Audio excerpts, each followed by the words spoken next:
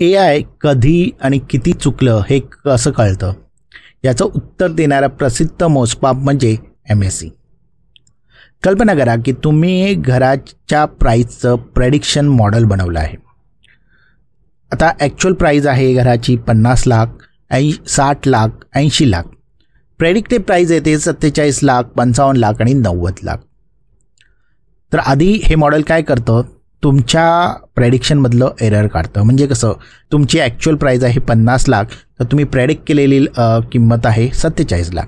म्हणजे जो डिफरन्स आहे, जो फरक आहे तो 3 लाखाचा आहे. असाच तो प्रत्येक व्हॅल्यूची डिफरन्स काढतो, 3, -10 आणि 5. मग काय करतो तो, त्याचं स्क्वेअर व्हॅल्यूज करतो. म्हणजे 3चं 9 होतं, 10चं 100 होतं, 5चं 25 होतं.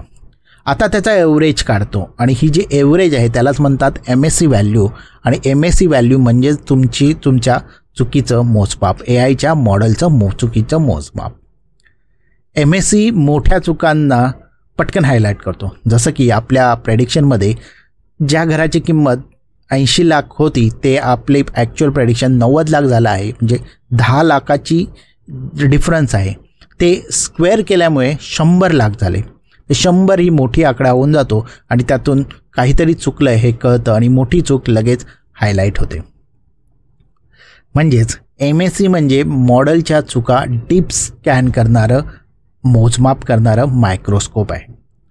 जिथे मोठी चूक खूप महत्त्वाची असते तिथे MAC सारखा पर्याय निवडला जातो, जो सर्वात महत्त्वाचा एरर मेट्रिक आहे.